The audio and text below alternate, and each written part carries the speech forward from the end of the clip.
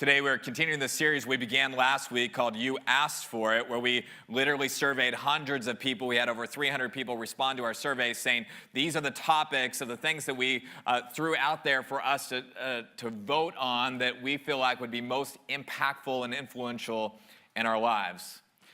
Last week we began with a very personal question to all of us, and that is, how do we understand God's will when making big decisions? And I had so many people come up to me personally or through email or calling me this week and saying, you know what, Brad, I'm really dealing with a big decision. I'm so glad we talked about it because it gives me something to think about, some structure, some direction so that I know how to kind of process it together. In fact, our elder board talked about this last week, that we're going to use this on an issue that we've been praying about for some time, but it's continued to feel cloudy, like a good opportunity. But is this where God's leading or not God leading? So we're going to go through the same process together. We're going to pray the prayer of indifference and prayer of wisdom. We're going to spend time in silence, and we're going to act on faith and whatever God leads us to do. And so I hope that it was helpful last week. Today's topic is as complicated, if not more serious, and as personal as everything we dealt with last week. This is a huge issue that people all around the world are asking this question on a regular basis. And the question is this, and I'll put it on the screen. The question is, how could a good God allow so much suffering? How could a good God allow so much suffering? And I picked my date on purpose. How many of you know what April 15th is? Tax day. So I thought, how could a good God allow so much suffering, right? Amen. On a serious level, this is a question that people have been asking for thousands upon thousands of years. This is the question that's at the heart of every person when they go through trial, when they go through hardship. And if we scan this room and we all told our story, we could all list up those moments of tragedy and great disappointment and sadness that have been part of our lives, just like they have the people for thousands of years. This is a question that Christians wrestle with. This is a question that skeptics wrestle with. This is a question that those who are seeking truth and trying to figure out what they believe about faith wrestle with. This is just at the heart of what it means to be a human and deal with our circumstances that are around us and the life that is here. In fact, if you survey our country, if you survey the world, if you survey almost any country, when they ask questions like, what is the question if you could ask God anything, whether people believe in God or don't believe in God, this is the number one issue that comes up on a regular basis. Where does suffering come from? What is suffering about? If there is a God, how could he allow it to be in the way it is? Where did evil come from? What is evil about? So we're going to wrestle with that this morning. And in some ways, I'm going to give you some truth that I think will help us to have something to hold on to. And in another way, I'm going to give you a very unsatisfactory answer today. Because the truth is, if this question was easy to answer, people would have stopped asking it a very long time ago. And yet it's full of complexity and depth that no pat, shallow answers in 35, 40 minutes here this morning can I deal with all the intricacies of what it means to suffer, why things have happened in your life that you would not have wished on your worst enemy, right? We can't wrestle with that completely in one time, but we're going to deal with some truth, and we're going to deal with what the scriptures say. I want to start by saying this. There is so much suffering in the world, isn't there? So much tragedy. You spend any time watching the news, you see tragedy is all around us. In fact, just over this last week, some of us who have watched the news and known what's going on in the world around us, we've seen what's happened in Syria, where you have the potential of a government using chemical weapons on their own people, and not on just other military people that are out there fighting against the country, but on families, on children, on mothers and fathers. And we've seen pictures of people dying as a result of chemical weapons being used. Well, that tells us right there that the problems of the world are great. And the magnitude of the challenges that we're facing as a world at this time in history cannot be easily solved by just someone stepping in with a new idea or some simple conclusion. Maybe I can fix everything that's wrong with humanity, because humanity is broken so deeply that it cannot be fixed through the inventions of man to fix them. Isn't that true?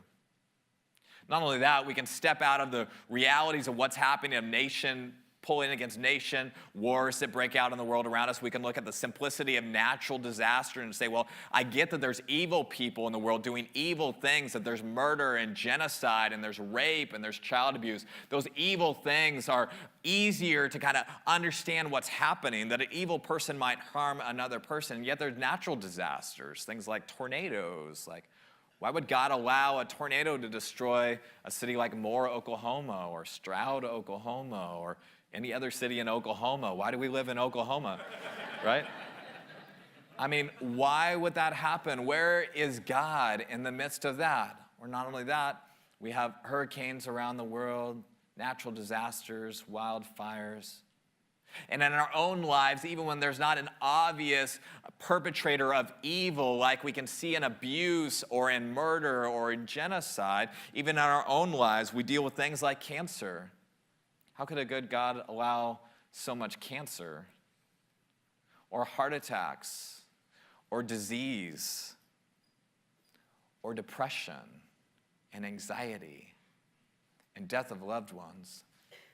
And you have been through moments of suffering and tragedy, is my guess, because it's true of humanity. And if you haven't dealt with a major moment of tragedy, then it may be around the corner, because we all deal with it. And Brad here this morning has dealt with tragedy, whether that's just the simplicity of a divorce at 5, 6 years old, and the tragedy that can bring into home, into a family, or the death of my brother at 27 years old due to drug overdose, accidental drug overdose, whether that's me being diagnosed with disease of my own, which I have, right? We all have dealt with it, and I've dealt with it. And so I stand here today as a man who's been humbled by suffering and tragedy, who's gone through his own share, just like so many in this room, and many of you have dealt with even greater tragedy than I have. And so your hearts know what it's like to bleed with the pain of what's happening around us.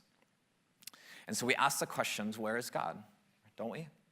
I mean, in the middle of your circumstance, whatever that was or is, don't you have to wrestle with the question of where is God? And shouldn't you wrestle with it? Sometimes in the church today, we think we shouldn't wrestle with questions like that. Like maybe that's getting a little bit overboard, or maybe that's going to get somebody's faith in danger. I think the exact opposite is true, that when we wrestle with them and we deal with them and we pray through them and we lean into sources that can speak into them, and there are many sources that can, our faith is strengthened, not weakened by the questioning, if we pursue the right ways to deal with our questioning. The question is so important.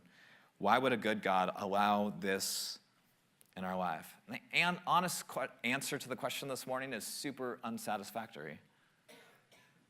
It's not going to really answer the question. And this is, I think, what every man and woman all throughout the scriptures would say if they were really pressed. If I said to them, great men and women of faith, why did God allow this in my life?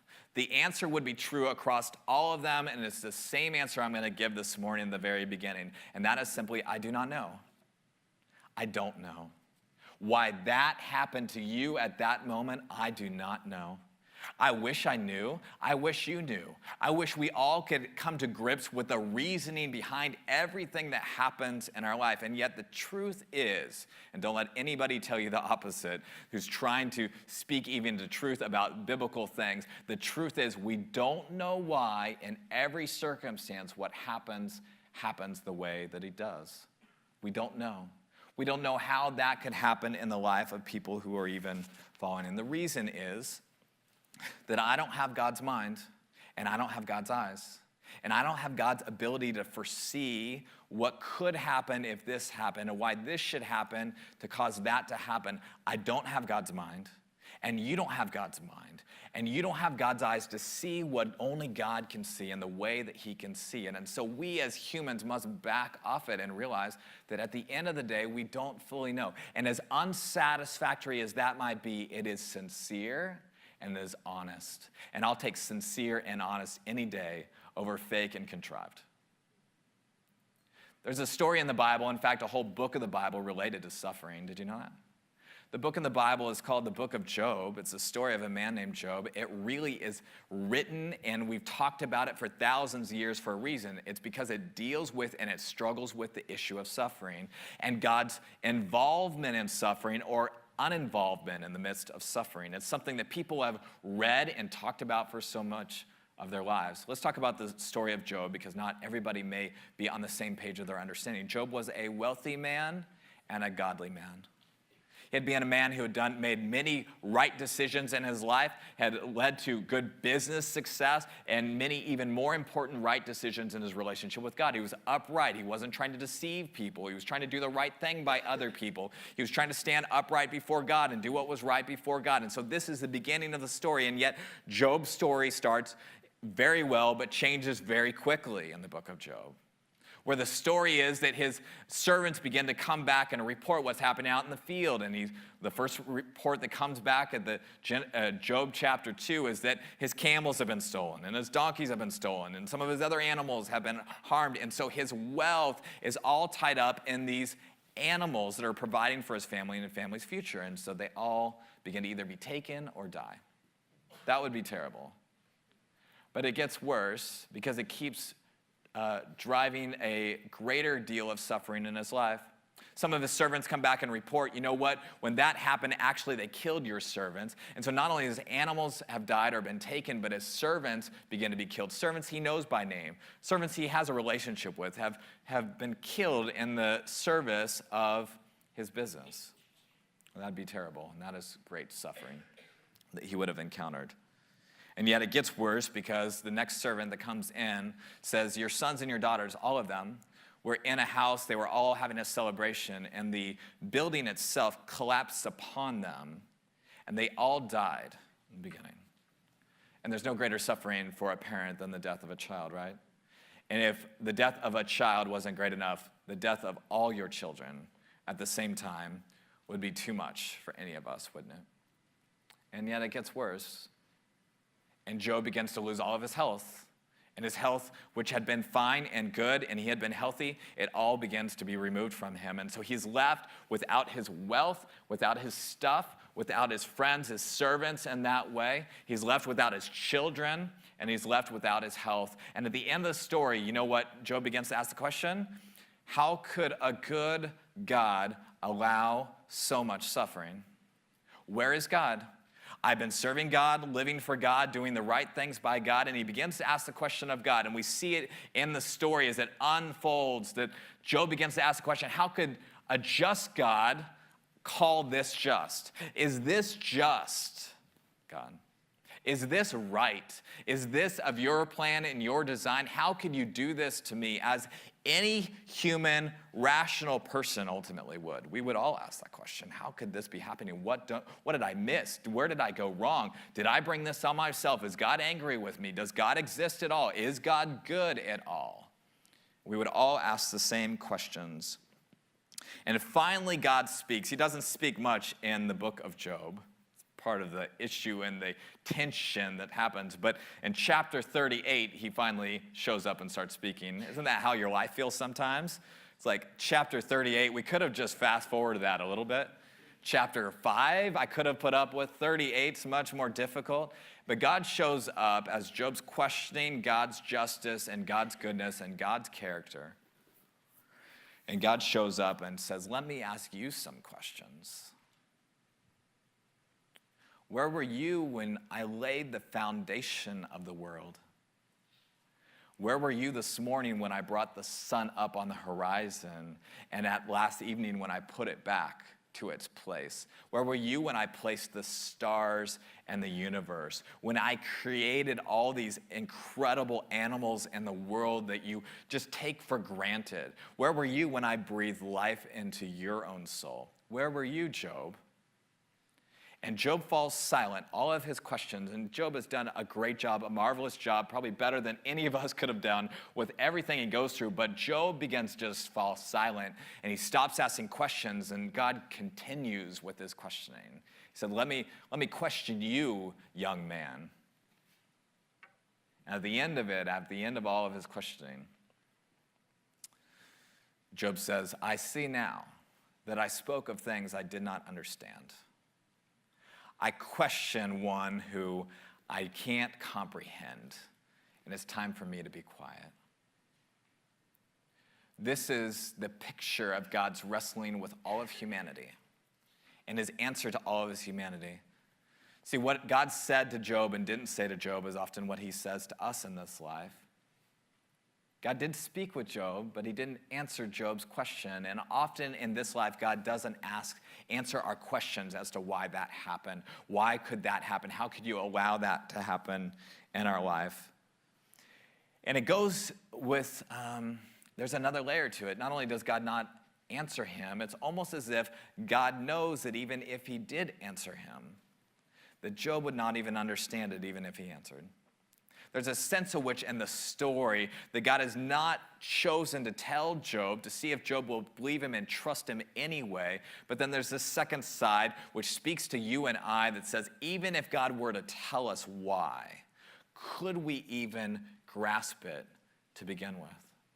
See, people, and by people I mean us, and I mean all the people that aren't here today and people that have lived all around the world, the reason people get so upset with God, that God would allow these things, is because there is a concept in humanity that there is a God, that he does exist, though there are some that kind of don't believe that. The high majority, not even a majority, the very high percentage of people have always believed there is a God, though they don't know totally what to believe about him. And the reason they get so upset is because they believe if there's a big God, if he's that big God, then certainly he could change what's happening in my life.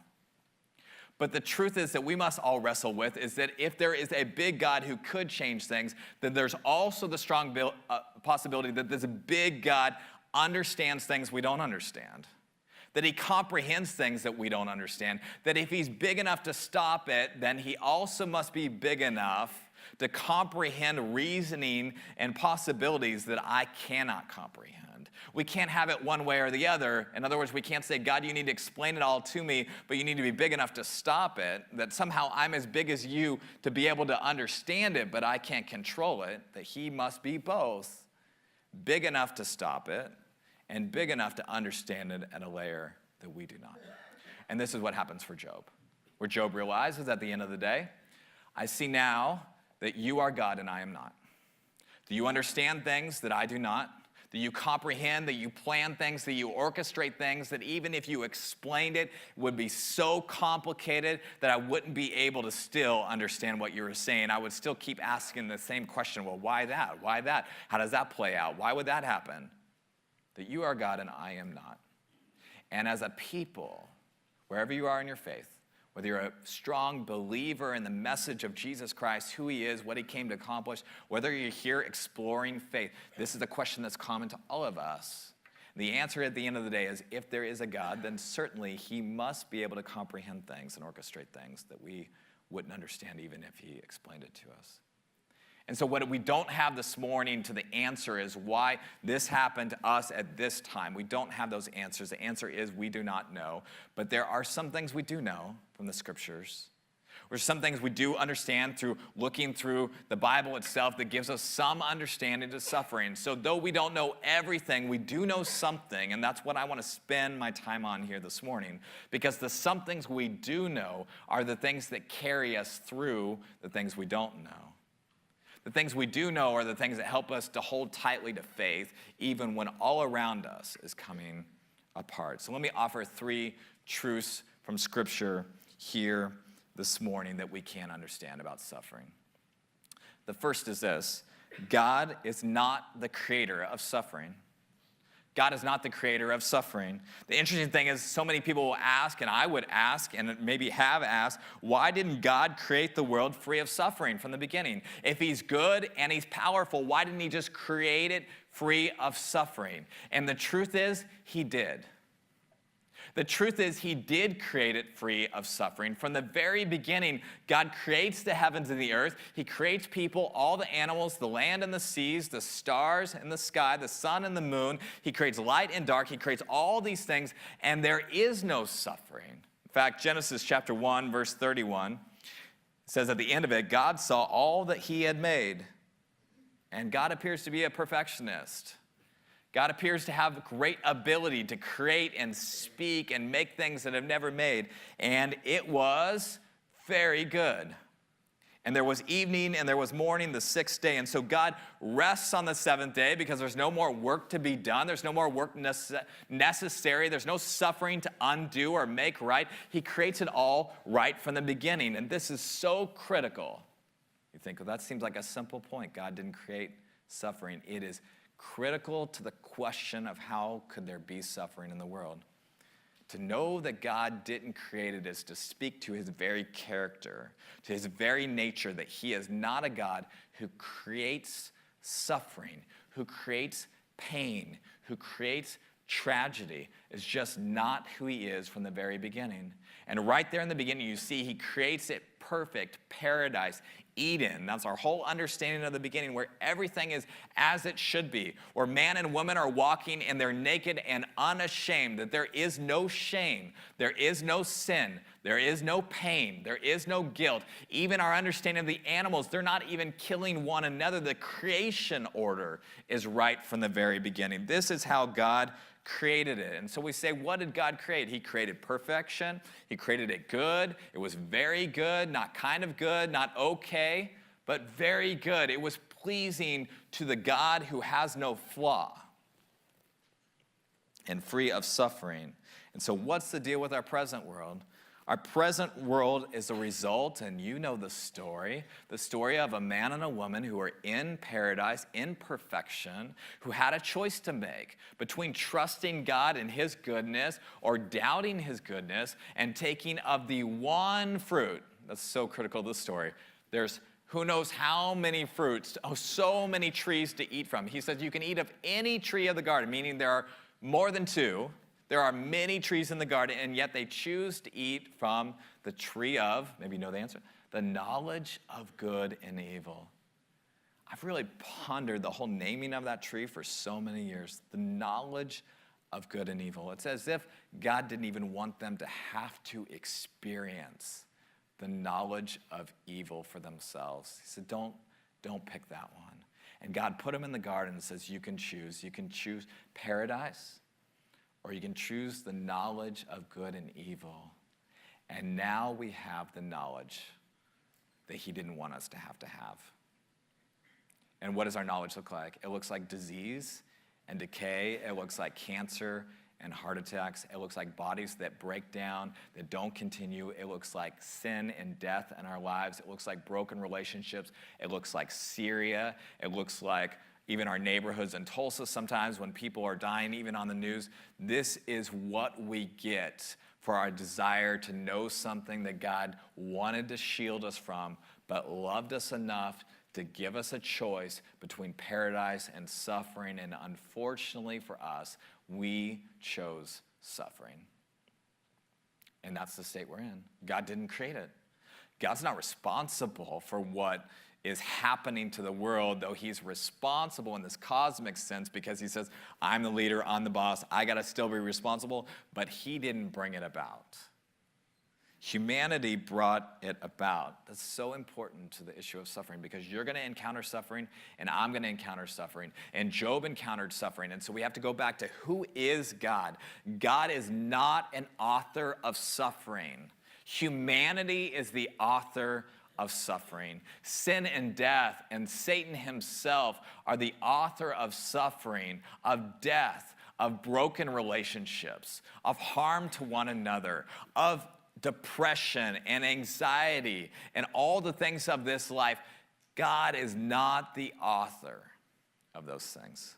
In fact, Jesus, when he was talking with the people that were listening to him, says, I want you to know something about myself. He says, I have come that they may have life and have it abundantly. And that's what God did from the very beginning. He created life. You hear this about his character? Hear this morning. He breathed life, he created life, and he brought it abundantly. An Eden, a paradise. This is God's character. When he can just start with a clean slate, what comes out of it? Life comes out of it. Perfection comes out of it. Everything that's right and true and that humanity is longing for comes out of that when he has a clean slate. What happens on the other end? He says, I have come that they may have life and have it abundantly in John 10:10. But he says, the thief comes only to steal, kill, and destroy. And that's what we see from the very beginning. Satan himself tempting the man and the woman who are a little bit confused about the morality of the choice that was in front of them. Though God had said it, they chose to kind of listen to the lies of Satan, who then stole, killed, and destroyed them. In fact, that's where death begins. It's the first decaying cell, the first mitochondria that started breaking down happens after the choice to take of that fruit of that tree. And then they learned what evil is really all about. That's so important. Man's contribution is suffering. Does that make you feel better? Like, why would God allow so much suffering? He is allowing some suffering, but he didn't create it. He didn't originate it. He didn't author it. We are the ones to be responsible for that. There's some quote that says, we have met the enemy, and the enemy is us. That whole idea, this is the reality in this story. If the first truth is that God is not the creator of suffering, then the second truth is that God plans to put an end to all human suffering. That's the good news in the story. He didn't create it, and secondly, he plans to put an end to suffering. People ask the question, if God is real and God is good, why does he allow it to continue? Even if he didn't start it, even if Adam and Eve started it, even if it was their choice, why would he allow it to continue in the lives of our loved ones and in our own lives forever? And the truth is, he's not going to. And he won't forever. And he's putting up with a time and a place where one day he will make things right. And they haven't been made right yet, but the process has begun. He's begun the process of transforming what is into what it should be at the end of time. And some of us in our life, we should just rejoice. Those of us who have lost loved ones or prayed on the bedside of people who are sick, just say, God is in the middle of this great big story. And yes, there was an act 1 that looked like perfection and everything was right. And we're not in act 3, but we are in act 2. And it's not the act we want to be in, but God is doing something at the end of the time that will make things right. He's going to put an end to suffering. And in Act 3, that end to suffering will be final and complete, total. That's the gospel message. Not just that Jesus died and rose again, though that's at the heart of the gospel. But the furtherance of the gospel is that Jesus is coming back and making all things right. It's like if you've ever read a book and you got halfway through and you stopped and you didn't finish it, like The Lord of the Rings or something crazy. It's like, and you stop there and you say, the author's terrible. He doesn't tie up any loose ends. He never makes us understand why he spent all that time on those details that didn't make any sense to us. We're saying, we're in the middle of the story. Why didn't he do a better job? This is what it's like for us right now. We're in the middle of a great, incredibly good story, but we are in the middle of it. And if we stop here, it doesn't fully make sense. And yet, at the end of time, it does make sense. When you pass Act 1, Act 2, and you get to Act 3, then you can look back and understand the intentionality of what has come before us. This is a Christian belief about suffering. This is how we wrap our minds and our lives around it. Now, we may disagree with that belief, but this is at the heart of the gospel. This is at the heart of the Christian faith, is that there is a God who didn't create it and God who's not going to put up with it forever. In fact, sometimes we look at it and say, look, God put us in this place and we just have to endure where he put us. But it's really like God put us in a perfect place and we messed it up and he's just been enduring what we did to it. And that's the truth of the message of the gospel. And at the end of time, there's all these promises. Revelation 21 and elsewhere will explain some very specific things. At the end of time, as God removes suffering from this world, he said there will be no more tears. That is a big statement, because think of all the things you've ever cried about or shed a tear about. Whether it's physically harming yourself or being emotionally harmed by somebody else, or great tragedy that you've gone through, or abuse that you've survived, whatever it might be, no more tears. No more shame, no more heartache, no more disappointment, no more depression, right? No more health problems. That all of that is erased. And at the end of time, God's going to remove it all. And those of us that have gone through great trouble in our life, no more tears is the promise of the gospel. fact, my little boy sometimes asks me, well, when we get to heaven, can we still sin? I'm like, what are you thinking about doing, right?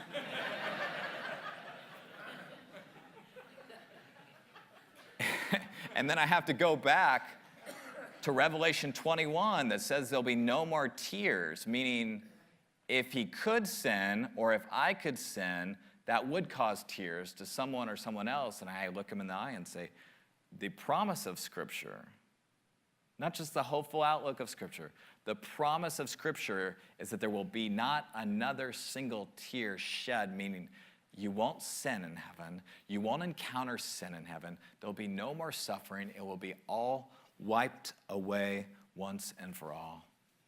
That's incredible. 1 Corinthians chapter 2, verse 9 brings it even bigger. It says, no eye has seen, no ear has heard, no mind has imagined what God has prepared for those who love him. And I can imagine good things. Can you imagine some good things? Our pictures might be a little bit different than each other, but I can picture like some great life apart from suffering, some good things, people whole. I can imagine being with loved ones who have passed away before. I can imagine some great things, but the Scriptures say is my brain isn't even capable of imagining the goodness that's coming for those who love God and are called according to his purpose. He's making all things right. He has plans to end all human suffering. Romans chapter 8, verse 18. Apostle Paul, who had been beaten, left for dead, gone through terrible tragedy in his life, much greater than some of us even have, though common to the fears and the emotions that we have when we go through it. Romans 8:18, he says, so I consider that our present sufferings are not worth comparing with the glory that will be revealed in us. What he's saying is it is suffering, it is evil. We don't have to just pretend like it's easy or it's no big deal, the sufferings we have in this life. But he said, if I'm going to compare the present sufferings, which can feel very oppressive in this life. Talk to the people that are even on the ground, as we said this morning, in Syria, how that feels, their present sufferings. But God says, if you had the chance to compare your present sufferings with the glory that's coming, the perfection that's coming, the making all things right that's coming, you would say to yourself, it's not worth comparing because it will so far exceed. Some of you that have had great tragedy in life, think of the depth of devastation that's brought to you and think that you can't even compare the emotion you will feel on this end to how deeply hurt you were by that. That is saying something. No eye has ever seen or ear heard or mind conceived what God has planned for those who love him. And so suffering will not have the last word. This is the gospel. I don't know why everything happens. I don't know why. I can list many things in my life. I'm not exactly sure why that has happened in my life. It doesn't yet make sense to me. I'm not sure how God would have something good in that thing. But I do know this. He's not the author of suffering, and he's working to remove suffering, which speaks to his character. The third truth that I want to give this morning is that God promises to transform our suffering into good. This is sort of, what do we do in the meantime? If the beginning of the story is that he didn't create it, and the end of the story he's going to remove it. So it's sort of like, what do I do now? I rest on this promise that God has given, that he's going to transform every evil thing that's ever happened to us, through us, or by us into something good for his purposes. It's a miraculous promise, a promise that I can't even imagine how he does it. Think about the complexity of that. He takes my trash that I've done to others or I've experienced in this life, and he makes it good. That promise comes from Romans chapter 8, verse 28, where the Apostle Paul says, and we know that in all things, it's hard to believe that, isn't it? In all things? We know, that's like a conviction word, and we know that in all things, God works for the good of those who love him, who have been called according to his purpose. In all things, we know, this is faith. We don't know the reasoning, but we know the one who's behind the scenes, who's working. You see, he rested on the seventh day, and then Adam and Eve messed things up, and then it wasn't just Adam and Eve, and then we added to it the suffering. And God has been, ever since, working out a plan, working to turn and transform evil into good, wrong into right, bad into good, for our good, for the good of others, and for the glory of his own name in the world. And so we say together, suffering's not good. There's nothing in the Bible that says suffering is good. It's not that suffering is good. It's that God can bring good out of suffering. That God has promised to bring good out of suffering. The suffering, if it were good, God would not remove it. He would leave it. He wouldn't change it. He would keep it and just try to redefine it. But God doesn't see it as good. And the evil that's been done to you or you've experienced or you've watched, it's not good and it's not okay. In fact, the Apostle Paul says, he calls it what it is, present sufferings. It is suffering. It's okay to call it that. But it just does not compare to what God has planned as he brings good out of evil. The story that's so powerful to this in the Bible is the story of this man named Joseph that's in the book of Genesis, where he's one of 12 brothers, big household, son of Jacob, call and a purpose on his life, and yet very early at 17, 18 years old, his brothers detest him, are frustrated with him. It's not fair, though maybe Joseph brought a bit of it on himself by talking too highly to other people that he shouldn't have, but it's only because God had a plan, and his brothers threw him down a well. And when slave traders come, they sold him into slavery and told his father that he had been killed by wild animals. That's tragedy. And while Joseph's in slavery, he begins to do good things and being approved by God and trying to do well by his masters. And so he raises up, and then he gets falsely accused of something he didn't even do. It, not even his. In fact, he was trying to do the opposite of what he's accused of by seducing his master's wife, who he did not seduce, who was trying to seduce him but blamed it back on him. And he gets thrown back in prison after emerging from slavery. And at the end of his story, 12 years later, by the way, didn't have an answer for 12 years, but 12 years later, his brothers come to town needing food. And all the world at that time, that region of the world was in great famine and devastation. People were starving. People were doing everything they could, selling all their land, selling all their stuff just to buy the simplicity of grain that God had brought Joseph up to store up and do on his behalf. And his brothers are standing there who betrayed him, and not just like spoke bad about them. Like our boys get mad at each other when they stick their tongues out at each other. When like, Daddy, Judah stuck his tongue out at me. I'm like, I think you're going to live. I think it's okay. You just look the other way. Ignore him. He said he doesn't like me. Yeah, he probably doesn't. I don't know, right? What do you want me to do about it? And so in that moment, it's not just that kind of brotherly stuff. It's his brothers are standing before him, and they don't recognize him, and they try to murder him and try to sell him and be done with him forever. And they're standing there asking for food, and he has a choice to make, doesn't he? To repay evil with evil and not feed them and send them home to starve and bring the end of his family line back home, or to forgive them. And he reveals himself to them, and then they get more scared than they were at starvation. They think he could actually do something to us. And he says, do not be afraid, because Joseph has learned something about God and his ability to bring good out of evil. Genesis chapter 50, verse 20. The climax of a story of great tragedy. Joseph says, you intended to harm me. And honestly, he would say, it did harm me. It did hurt me. It did bring suffering to my life. But God intended what you meant to harm me for good, to accomplish what is now being done, the saving of many lives, yours included. Yours included. This is how God works. This is who God is. He is the creator of life, the speaker of life, the author of life, who's going to remove suffering. And in the meantime, we have something to hold on to, that he won't always tell me why or show me where the good is in it, because there's many things that I've been through. I don't have any answer for how that's turned for good yet, right? But the scriptures say one day, though we don't know fully now, one day we will fully know. Though right now it's like looking through a fog at all the circumstances of our life. One day the fog will be lifted, and God will bring clarity to what is unclear and show me and show you, if you love God and are called according to his purposes, if you're endeavoring to live for him, he's going to show you how it all worked for good, and it's going to be more complicated than you thought it was. And you're going to say, I'm so glad that you are God, and I am not. I was not there when you laid the foundation of the world, and I'm not going to have any answers for how you can make all of this good, but I trust that you can. And that is the message of the gospel. As I close the message today, so much else I'd love to say on the issue. Here's what I want to say in closing. Suffering takes people in one of two directions.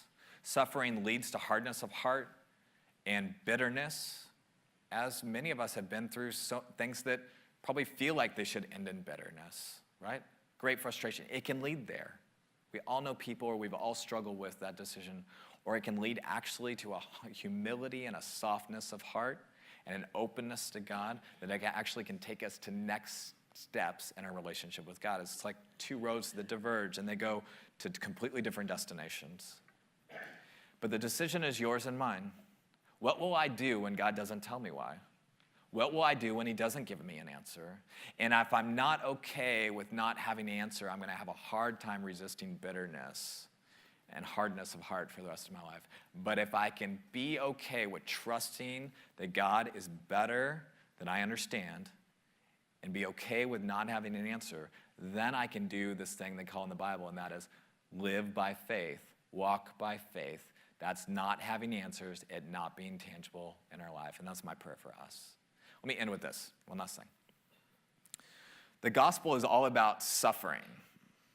In fact, we have this Jesus who left paradise for earth, and then he put on a body of suffering, a human body that had his own limitations, that wasn't as it was supposed to be in the beginning. He put that on. And why did he put it on? Because he intended to go and suffer upon a cross.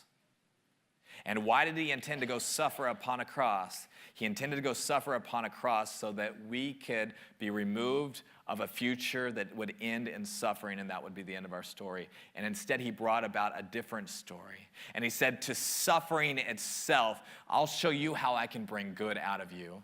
And I will end it on a third day in a resurrection and a forgiveness of all mankind forever and ever. So this is how good God is, that he can take evil, a crucifixion, and a burial, and he can bring good out of it, a resurrection for not only himself, but a resurrection for everyone, everywhere who has a relationship with Jesus Christ. This is the bigger story that he's telling.